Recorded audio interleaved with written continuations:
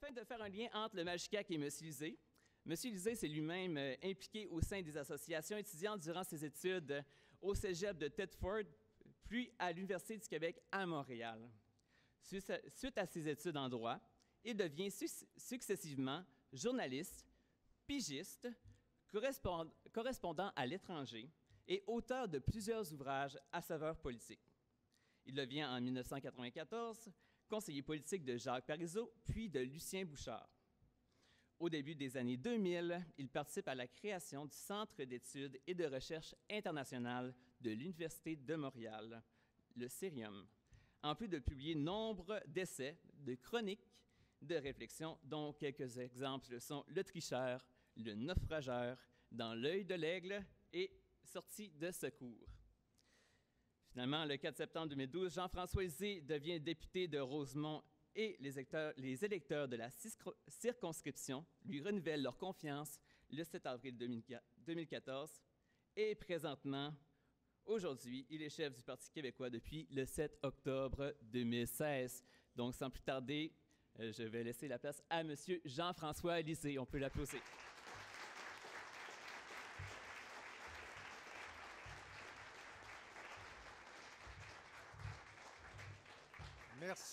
Merci Mathieu Cox. Merci à vous tous d'être là ce soir.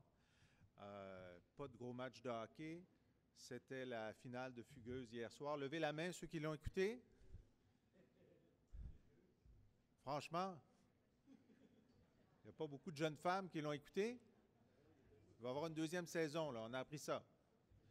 Je tiens à saluer les membres exécutifs du MAJ, représentants des associations de programmes qui sont parmi nous ce soir, mes collègues Mireille Jean et Sylvain Gaudreault, qui sont députés. On a aussi l'ancien député du Bloc québécois, Robert Bouchard, de Chicoutimi-Le-Fjord, qui est ici. Robert, qui est là. Et 3 candidats à l'investiture du Parti québécois dans la circonscription de Lac-Saint-Jean. Levez-vous, Cynthia Tardy, Marc Maltais, William Fradette.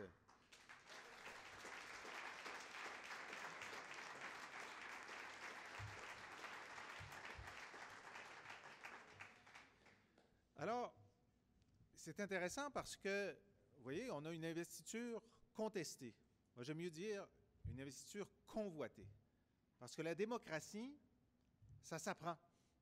La démocratie, on peut bien, dans des cours de sciences politiques, comme on en a ici, d'excellents, en faire de la théorie, mais à la fin, c'est la pratique qui compte.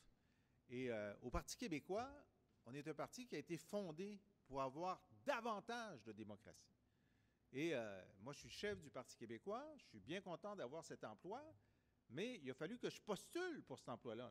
C'était pas facile à avoir, cette job-là. Il y avait plusieurs personnes, dont Alexandre Cloutier, Martine Ouellette, Paul Saint-Pierre Plamondon, qui étaient candidats. Puis c'était des bons candidats. Puis il fallait débattre.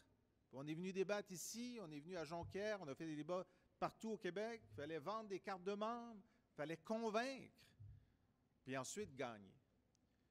Et ça fait de nous tous qui avons traversé ces étapes de meilleurs représentants, de meilleurs hommes et femmes politiques, des gens qui sont prêts ensuite à affronter les candidats des autres partis et à bien débattre au Parlement, à l'Assemblée nationale, des meilleurs législateurs, des gens qui connaissent mieux, qui sont mieux connectés avec les électeurs parce qu'il faut les convaincre de voter pour nous. Et vous savez, le 3/4 de la période de conviction, c'est l'écoute. Un candidat qui n'écoute pas ne sera pas entendu. Un candidat qui n'est pas à l'écoute de ce que les gens ont à dire ne construira pas de lien de confiance. L'écoute est essentielle au bon fonctionnement de la démocratie. Alors, on a un collègue que j'espère qu'il va venir vous voir, François Legault. Lui, il trouvait que c'était trop compliqué de devenir chef du Parti québécois.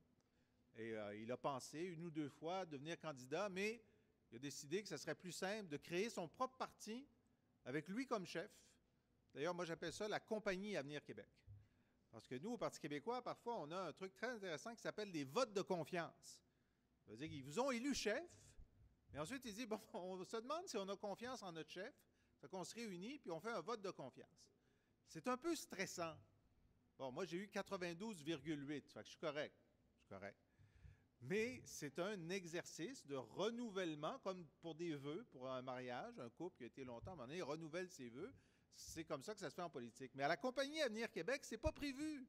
C'est pas prévu. Il est président de la compagnie, et je dis à nos 3 candidats dans Lac-Saint-Jean, ben, si vous étiez à la CAQ, vous ne pourriez pas avoir une investiture convoitée. Parce que c'est le président de la compagnie, François Legault, qui désigne les gestionnaires de ces 125 filiales. Il les désigne lui-même, et c'est comme ça que ça fonctionne. Ça veut dire, écoutez, il n'y a pas de problème. Ceux qui désirent moins de démocratie, ben, il y a un parti disponible pour ça, c'est la CAQ. Ceux qui veulent plus de démocratie, bien, il y a un parti pour ça, qui est le Parti québécois, et on le vit au quotidien, et on le vit dans une année électorale comme celle-ci, et on l'a vécu l'an dernier, lorsqu'on a eu un congrès où 10 000 Québécois, partout au Québec, ont participé à la rédaction de notre programme politique. On ne peut pas être déconnecté d'un peuple lorsqu'on a 90 000 membres, ce qui est plus de membres au Parti québécois que tous les autres partis réunis, plus de membres jeunes que dans n'importe quel autre parti,